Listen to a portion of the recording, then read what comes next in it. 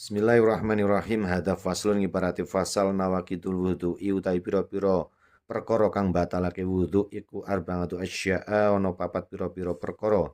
Dirupane papat al awalu te kang awal iku al khariju perkara kang metu min ahadis sabilaini saking salah sijine dalan loro.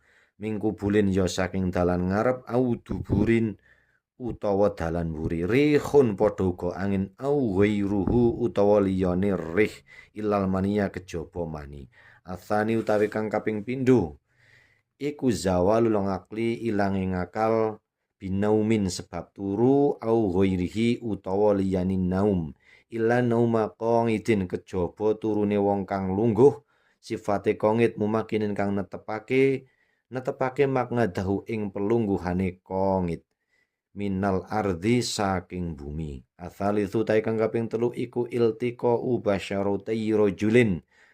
Tetemune kulit lorone wong lanang, tetemu wa mraatin lan wong wadon. Sifate rajulan mar'ah kabira ini kang gedhe karone, sifate rajulan mar'ah meneh ajnabiyaini kang liya karone. Oleh tetemu mau min ghairi hailin saking tanpa nganggo aling-aling. Ar-rabi ngutai kang kaping papat iku masuku bulil adami ngepok kubule anak Adam au halqati duburihi utawa ngepok kolongane dubure anak Adam.